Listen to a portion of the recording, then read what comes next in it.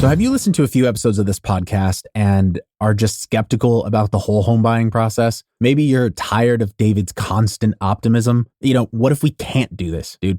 Or maybe this is your first episode and you're looking at the title wondering, why does an episode like this even exist? And who is this guy? Yeah, because I'm not David Sidoni. I'm JT Hazard. I am the How to Buy Homes creative director and the producer and editor of the podcast. Homies, you'll know me as the voice of the whole thing and all the other sound bites making fun of David. Get on with it. I just get to do whatever I want and make fun of him. It's a great job. But I'm going to tell you why, even though I've worked for him since 2019, I still have not bought a home. Is this a gigantic mistake, or did I save myself tons of hassle and overwhelm avoiding the monster financial responsibility of buying a home? Let's find out. Hey, stop that music. What the hell is going on? Excuse me, How to Buy a Home with David Sidoni. That's me. What is happening? What's up, homies? It's a privilege to be able to speak to you guys directly. In this episode, I'm going to explain why I haven't bought a home yet. I'm going to also talk about some of the things I feel like maybe I could have done better along the way, because at the end of the day, I'm just going to spoil it. I'm not going to buy a home in the next 6 months, right? We talk a lot on this podcast about how you may not know that buying a home is right around the corner for you. And we've seen so many people where that is the case. However, for me, with my situation, that's not the case. And so I feel like a lot of people may actually share some similar challenges that I face, or even some of the same skepticisms that I face, because even well into the first few years of this job since 2019, I honestly did not count myself as one of the people David was speaking to. There's a few reasons for that, and I will go into them in my story, but I just want to explain to you that this is an episode of transparency. David didn't ask me to do this episode. I am genuinely looking at all of these interviews, and I see sometimes that there's a gap between how people can connect with the material and the steps and the successes of the people who have finished the process. We don't have any interviews with people who are in the middle of the process. It's very sensitive. It's very hard to do. So I'm going to share as much as I'm comfortable with to try to help people in the middle, the beginning, the skeptical stages have a little bit of a different perspective on this process. So let me go into some of my background, because as David talks about, your situation, your specific details really do matter, and they make a huge difference in what your steps of the process are. So one of the things that pisses me off about this podcast is every time David says, you need to start a plan, this process is highly customized, and he builds it up like you're going to get an action step, but then he leaves you with, I don't know, because your situation is specific. And I just need you to know, as like the editor of this podcast, that started getting on my nerves. But the reason that that's so true, and as I've started to learn this process over the past, almost 5 years now, I've realized that some of the solutions to my biggest problem really lie in the specifics of where those problems originated in the first place. And I couldn't go back to solve them without really addressing my own specifics. And I did this, again, thinking that I was not someone he was speaking to. But then I realized, hey, maybe I am. So let me explain a little bit about my background. For all of you who had parents who encouraged you to stay grounded and pick a good job that paid well, that gave you retirement benefits and all of that, that was not my experience. I was taught to be an artist first. I was in my first plays at 3 years old, and by 15, I was in an arts high school, actually the same arts high school that David graduated from, although he graduated the year I was born. He's old. Drink! Anyway, I went to the Orange County School of the Arts, where I graduated from the Film and Television Conservatory. I knew what I was going to do when I was 15 years old. Sounds great, right? I'm doing it today. Well, the one thing I knew absolutely nothing about was money. I knew college was expensive. I knew that you could get loans, and that loans were money you didn't have to pay back now, and later is always not now. So later works. Give me a loan. Let me go learn how to be a filmmaker. So I went into college studying the same thing I had studied in high school, and I got very bored with the process, not necessarily respecting money or the loans the way I should. I started slacking off on the schoolwork for actual work experience. So at the same time that I was going to college, I was getting set work, working on features, working as directors of commercials, and I was really valuing the actual work experience over the college.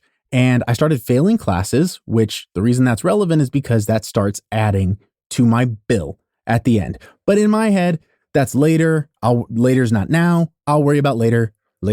So at some point, I actually got accused of plagiarism for work that I shot on commission and used as a school assignment. And while it got all cleared up, I took this as a sign that career comes first. And so I dropped out of college, figured I'd have to pay for these loans at some point. Later is probably coming a bit sooner now, but later is still later. I let that sit there in the distance, just sort of chilling. Again, ignoring things like interest rates and principal and all of these wonderful things, just letting this amount grow. So I started working and really quickly started getting better and better jobs. I was a hip hop music video director, cinematographer, editor, producer for about 2.5 years before COVID. I worked with Warner Music, Sony, Epic. I did a Meghan Trainor music video. I worked with Post Malone, Ty Dolla $ign, starting artists as well, kind of developing talent management style. I was in a very different line of work at that time. Why does any of that matter? Well, that's because none of that shit is W-2. All right. This is all going out and negotiating deals as a contractor, as self-employed, doing deals on, the back end where we were looking for money from projects that ended up not getting finished due to COVID. Financially, this is very different than a lot of people's work history. This means that I have to think about how I'm positioning myself to banks, to lenders, in a strategic way, because my income looks very different to people who are W-2. Okay. So people who are 1099, that's essentially what I was, you're going to have some different requirements to people who are W-2. As a business owner, I was trying to do my taxes in a way where I did not have to owe large amounts at the end of the year. That's the opposite of what you want to do when you're trying to qualify for a house, because you want to make it look like you made more money, which means you're going to have to pay more taxes on it, but you want it to look like you got a good, cushy job. You have to factor in those specifics. Okay, things are going well. I'm making music videos, living the dream, says who needs college? Things are great. And later shows up. Later is no longer later. Later has become now, and I owe my student debts. I sort of ignored that. Not optimal. My credit started taking a hit, and my dad had a little come to Jesus moment. It was like, hey, I know you're doing a startup. I know you're really stretching and trying to make your whole little business thing here work, but that's all fuck if you don't take care of your credit. So I start making the payments on that. I start taking care of that. Things start getting better. COVID hits, which on the student loan side, that was positive. There's a delay now, but my whole business goes bye-bye. So I spent a good chunk of COVID as a tutor for a 6-year-old, different job. Again, not necessarily a great thing for the work history, because now for 2 years, I essentially don't have anything in my field. So at this point, I start thinking to myself, wow, maybe I really messed up. Maybe I do need to go to college and get that degree. My cash reserves are like nothing, because I was having a business and trying to put money into the business in order to grow and do all that stuff. COVID now hit and I don't have any clients. I'm barely paying my bills as a tutor for a 6-year-old. What do I do? How do I go back to college and finish that degree? Because I have to pay these loans. Later ended up hitting me in the face. So I don't want later to hit me again. Maybe if I finish college, I can get a better job, but how do I pay for college? And at this point, I make mistake number 2, which is I got another set of student loans. Okay. So you know how David talks about student loans not being a big deal because they look at the monthly amount, not the overall amount? Well, when you're stupid and take out more student loans than you can afford, that sort of changes because your monthly amount, well, now that's really high. Like if I paid for a car, what I pay in my student loans, I would have a way better car. But the other side of this was I was making a film at the time. Okay. Again, now my particular background comes into play. Okay. When we talk about some of the first steps of buying a home, it's stuff like believe. And again, that pissed me off because I'm like, believe in the math. That's not actionable. Fuck you, dude. That's going to make people mad. That's like the Joker 2 of home buying advice. Here's where that comes in. Okay. So I was finishing school. I had a thesis project that I thought maybe I could put this in festivals. Maybe I could work on my career from this angle. So when I'm thinking about my financial goals, I wasn't. But essentially, I was choosing to take action steps on a career goal that had a very low return. Okay. And I'm not mad at that. That's not something I regret. What I regret is being in such a vulnerable position, not being aware of that, and then making that decision. Okay. And that is why the planning thing that used to piss me off so much makes so much more sense now. Because if you're early in your adulting phases, if you're 25 or you're 24 or before, or even just around that, you have the opportunity to avoid making decisions that end up costing you time down the road. So do I regret valuing myself enough to put money and to put, a financial risk on one of my films or one of my ideas? No, I'm not mad at that. But it could have been less if I realized how much it would impact the next few years of my life. I could have made different decisions even while still making the same decision, if that makes sense. I could have still made my film and taken out a lower amount of money in student loans to make my thesis film that would not have made it so difficult from a cash flow perspective month to month when I had to start paying back those loans, which is now. To sum up, I was focused on my creative goals in my career, and I wasn't doing too bad at that until a global pandemic hit, and I decided, maybe that piece of paper actually matters, so you can get a job with health benefits and other things like that. I will say, at this point though, I am still happy that I had not bought a house. Because of my emphasis on my creative goals, I was nowhere near aware enough or informed enough to make responsible decisions. And I was not aware of my own financial habits and responsibilities enough to justify that big decision.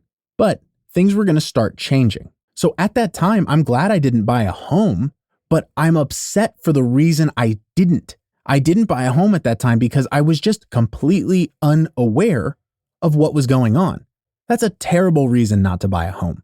But I now know why, and I have good reasons and a plan, but I'm getting ahead of myself. So what was the main problem when I graduated from college that I didn't know about then, but know about now? The issue was my student loans, which I didn't have to repay yet, but they were going to end up becoming a huge monthly cash flow problem. These were private loans, not subsidized, through Sallie Mae at a high interest rate. Just the worst. I didn't know what I was doing. I should not have done that, but I did, and it's still a problem. The next thing is that my wife and I also did rack up some credit card debt and didn't necessarily manage it as aggressively as we should have. I was about to enter the workforce. I had massive student loans about to start hitting within 6 months and a high credit usage, which would basically stop me from getting good refinance options on this bad loan I didn't know about. Off I go into the job force. Well, I don't know if any of you have noticed, but it's a little hard to get a job at the moment. COVID and the pandemic, that really changed the whole landscape of my industry. And like I said, I was looking for something different and more stable anyway, the corporate field. I'm working my first job out of college and I am miserable. And David comes up and says, hey man, we had done some projects back in the past since 2019. Like I said, he went to the same high school that I did. So he reached out looking for just someone to make videos. The school reached out to me because I had done some commercial work in the past. I was still hot off doing all the hip hop videos. So I was sort of like, what does this cringy old dude want? I've got other things to worry about, but it was some nice side cash. So, we worked really well together. We vibed really well. We have the same goofy sense of humor. And so he kept calling me back and said, yeah, I'm doing a couple videos for first-time homebuyers. I'm going to do a couple podcast episodes for first-time homebuyers. This podcast thing is really working for first-time homebuyers. And then in 21, when I was working this first job, I was absolutely miserable. He comes up and says, work for me. I'll pay you a little bit more and we'll change the way people buy their first home. And I was like, dude, I like the part where you say you'll pay me a little bit more and then you do the rest. What followed was a complete revolution in my own mind. Like I said, for a really long time, I did not think that I was one of the people that David was talking to. Reason number one that I was aware of, all of this story that I've been telling, it happens in sunny California, where the median home price is, I don't even know how much more percent more than the rest of the states, but y'all know it. Y'all know California, stupid, expensive. So I just figured right there, I'm out. And don't get me wrong, that is still one of the biggest obstacles that I'm going to have to face at some point. But as I started working with David and hearing all of the stories of the people who are buying their first home, I mean, some of them are people who have money and gifts from family and have just saved up forever and they can buy amazing homes. And it's great. And I envy them because I that's just not how I lived. That's not how I thought. But then it started to really rattle me when I would hear interviews and it would be like, yeah, we had like 2 kids and I was pregnant and my husband was like in the military or something. I would start hearing all of these people who had a million reasons to not buy a home and they got that done. And so I really started thinking like, well, am I making excuses for myself? And I'm not going to lie to you guys. This was not some like easy flip of a switch. Oh, I can do this. Like one day I heard it and then boom, it worked. This was slowly, methodically being fed up with the other problems, financial problems in my life. Always, worrying about a credit card payment, worrying about rent, worrying about this. A lot of this was these financial decisions really catching up to me in kind of a personal demon sort of way. And for some of you, I'm not going to lie to you. That may be what is holding you back. It's not affordability. It's a series of financial habits and choices that you've made and maybe continue to make that affect your position to be here. Now, some of you, that is not the case. Some of you are really, really struggling, working paycheck to paycheck. I've been there too. I'm not trying to sit here and say that I was just an idiot blowing all my money away. Sometimes I had to put gas in the car to get to the gig to make, the exact penny needed for rent. I mean, the shit out there is crazy. I'm not trying to deny that, but I could have been in a better situation if I hadn't let the craziness dictate my choices. Like that's not everybody, but that was me. And that might be some of you. And again, David didn't ask me to say this. This is after years of both frustration and epiphany from listening to this podcast myself. Now you know the problems that I face, the specifics of my situation. The am I going to do about it? My main problem is the monthly income. Okay. Because I'm in California, it's really hard for me to find a house that works for me. Even in the first time buyer, range that actually matches with my monthly rent. I have a great situation right now. I love my landlord. I'm in a condo and I pay $2,400 per month for rent. Now the kind of house, and because of other things like poor credit and potentially bad interest rate, I'm looking at a mortgage payment that I don't have the cash flow to support. Why can't I support that cash flow? Well, remember the student loans and the credit cards that we racked up. Okay. So when David talks about student loans, I said this before, but he says the banks don't look at the big overall number that you owe. They look at that monthly payment. My student loan monthly payment is very high. And my wife has student loan payments as well, but they're much more manageable, traditional state school. Mine is private art school, not worth it degree. It's a whole different conversation, a whole different podcast, but here we are. My main goal is I need to reduce the amount of money that I'm paying to my debt that I have to pay between the minimums and just what actually makes a difference on my credit score, right? I have to get that number down. For all of you who have some similarities to this situation, whether you need to improve your credit score or improve that monthly cash flow, here's what I'm going to do about it. My credit score is very low. So step one is I need to improve that credit score so I can get in a position to refinance my student loans. Like I said, my student loans have a really high interest rate on top of a high monthly payment. My bank offers a better student loan rate and they actually help people who are in this situation. I bank with SoFi. So they have a better offer once I qualify. To qualify, I need to improve my credit score. The first step in that, my dad has a really high credit score. And so he made me an authorized user on 2 of his cards. Why my dad has a really good credit score and I have a really bad one is another mark of some financial ignorance on my part. But what we did was we found one card of his that has a really high limit. So that could help my credit usage. And then we found another card of his that is really old. That will help me improve my average credit age. Those are 2 factors that really help improve credit age. So that's just really easy. He's keeping the cards. I'm not really even going to use them. And it's just something to boost all the extra work that I'm going to do myself. The next step, I have identified which credit cards have the highest interest rates. I'm going to then pay those off pretty aggressively. I've started taking on side gigs. I work a bit more than I used to. One of the gigs I do is just simple DoorDash. I do that because SoFi offers a bonus when you have a direct deposit. David and I don't do direct deposit because I'm 1099. That's different. But if you have a direct deposit, which DoorDash does a direct deposit, SoFi gives you a 4.3 to 4.5 savings account interest rate, which becomes a high yield savings account. So that's one little hack. I DoorDash for some extra cash and the direct deposit to keep a high yield savings account. Then I also occasionally do a data annotation job. These are remote, very, independent jobs where I basically teach AI how to be AI. I do data annotation. You can go Google that, and that's a reputable company. But again, that's just a little side gig. I have also taken on production of a couple other financial podcasts once people heard the work that I did with David. And so that's using some existing skill sets to make some side cash. Now, I know, again, that's specific to me. I am a contractor. I am freelance. I have done that for the past decade. And while there are many downsides to that, one of the upsides is being able to take on side gigs and get on extra clients and be in control of my income that way. God, is it tiring? I'm not recommending it. I'm just saying it's one thing that I could do. So I did it.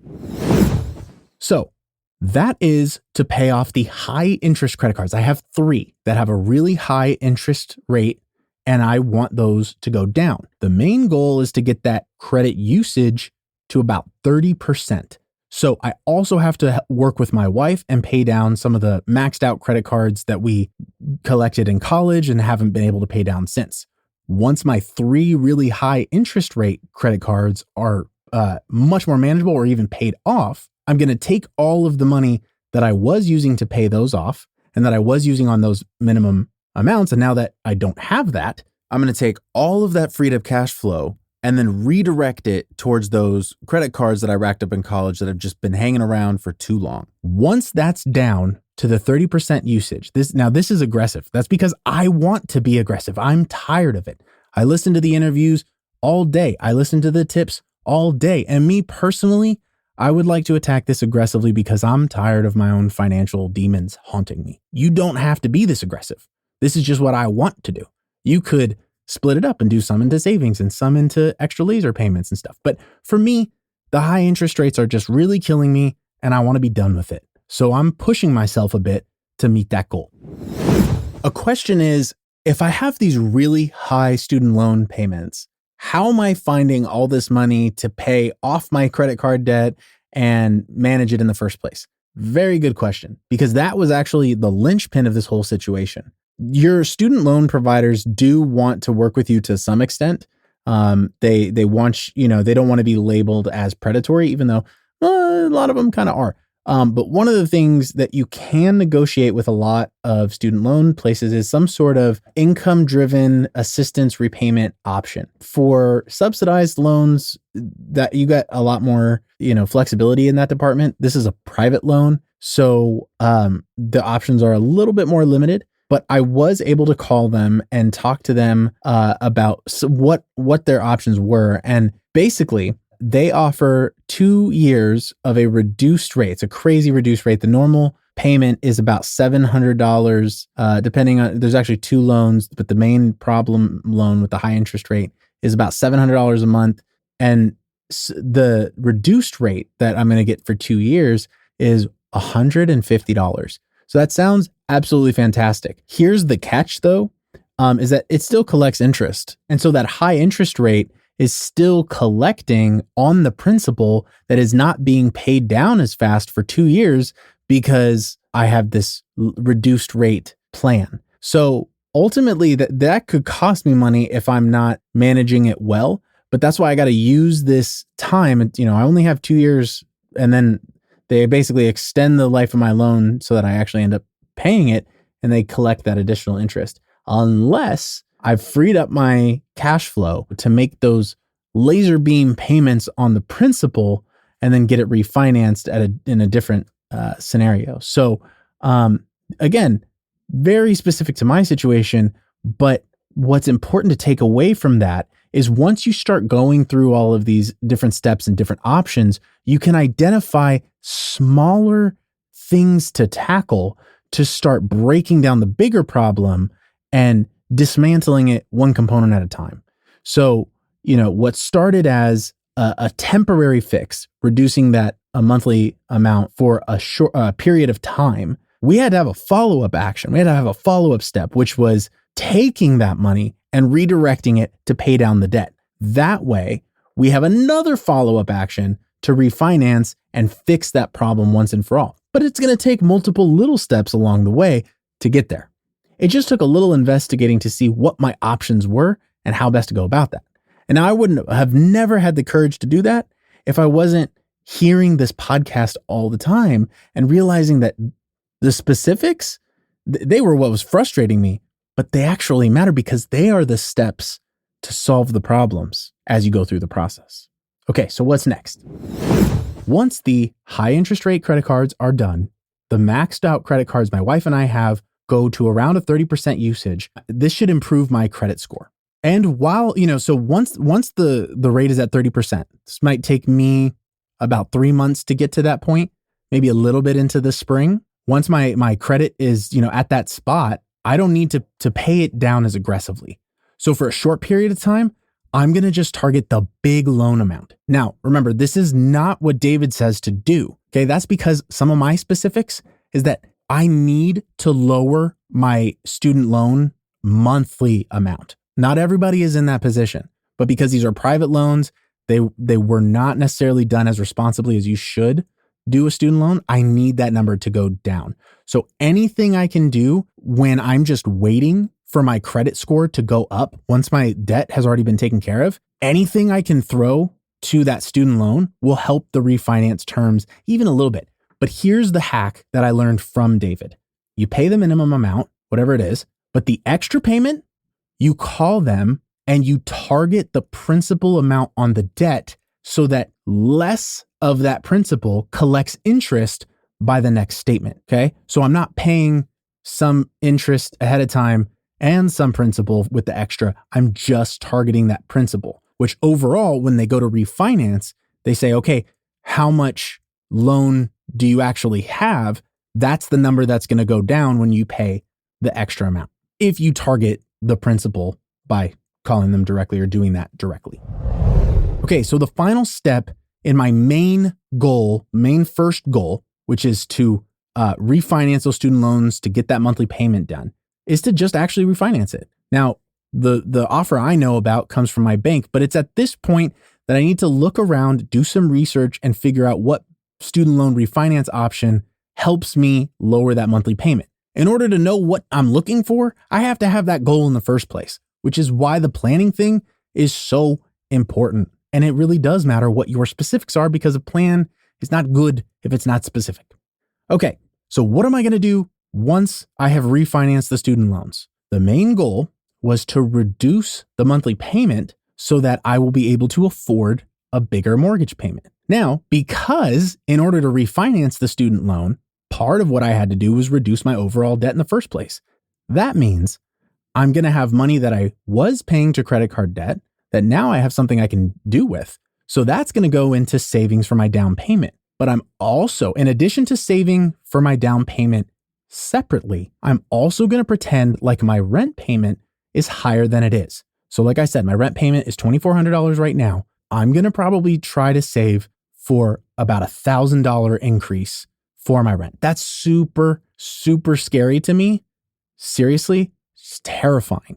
But part of the reason that I have to do that is that's where the California thing comes back into play. So what I pay for rent right now for a lot of people in a lot of places in this country, that opens up some options, and you may not have to spend a lot more than what I'm paying now. But in the area that I'm sort of forced to be in, one, because of my industry, and two, because of my current job and the fact that I was born and raised here, and that's, again, one of my specifics, one of my choices, that's just part of the plan that I have to incorporate and adopt. But trust me, when I update you guys on the actual location selection component of our plan, it's going to include a couple of wild ones, like possibly living up in the mountains in a place called Big Bear. California be crazy, but that's, again, my specific, very different story. If you start identifying some of the same things that you see here, credit score, loans, credit usage, things like that, just see if working on them affects any other part of the process or even your mentality. Once I refinance that student loan and I reduce that overall monthly payment and I eliminate the credit debt that I owe month to month, I've now improved my cash flow. So what am I going to do? There's two parts to this. One, practice that mortgage payment. Whatever your rent is, you figure out what's an average or medium price for the mortgage in your area, which probably means I'm going to have to talk to my unicorn to get this information. And so I'm going to start practicing that payment. Separately from that, I'm going to also try to save for the down payment. So I'm going to be sort of working the savings on both sides, pretending like my monthly housing amount is more than it is to get a sense for that. And then also practicing saving at the same time, because once I buy the home, I'm still going to want to save because you need things like a buffer fund if something breaks, or for that second home, whatever it is. So I'm going to practice doing both. And this is ultimately going to boost my savings potential quite a bit. But this is the period where I'm going to really be in communication with my unicorn and with the lender. So around this point in the process, that's where a lot of the interview episodes end up covering. This is the most focused on area, working with the lender and the realtor, who in my case is David himself, obviously, to find the specifics on the house once you have everything in place. And there are some details that people give about what their situation was like before. But to anybody who's literally in the situation right now, the whole vibe is different. I'm not sitting here saying I'm going to buy a house tomorrow. That's not my situation. I'm in the weeds with you guys. I'm tired. And I don't have that validation yet that this is going to happen for me.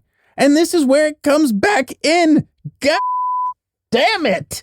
I literally have to believe in the math. Like, the math is Santa Claus. I don't want to get into the whole belief thing, but it's true.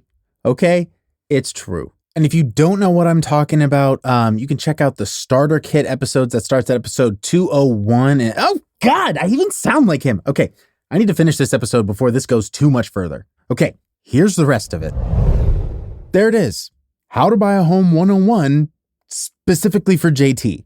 And you can see each step of that process related to something really specific in my backstory. That's the same for everybody. Literally where you start. Think about where I have to start, right? That whole thing about refinancing student loans. This is the How to Buy a Home podcast, not How to Refinance Student Loan podcast. Why did I go into that? Because I can't address the things stopping me from buying a home without starting there. But that's obviously not the place where everybody else is going to start. So right here, this is where David always goes, reach out to me. And he sounds like a fucking sales pitch. Okay. I don't know how else to say it. Like, look, not everybody's going to pay as much attention to this podcast as I have to on a day-to-day basis. Okay. So that's when you reach out to him and you're like, here's my situation. He's got like a whole questionnaire and you're like, here's my situation. And he works with a realtor in your area who can help figure out all the different local stuff. And then you guys talk and you guys figure out where you're at. You guys do all that stuff where you talk about the financials and where you need to start, all of that stuff that I analyzed, me identifying the student loans, the credit, all that. That is what he talks about when he says a customized plan.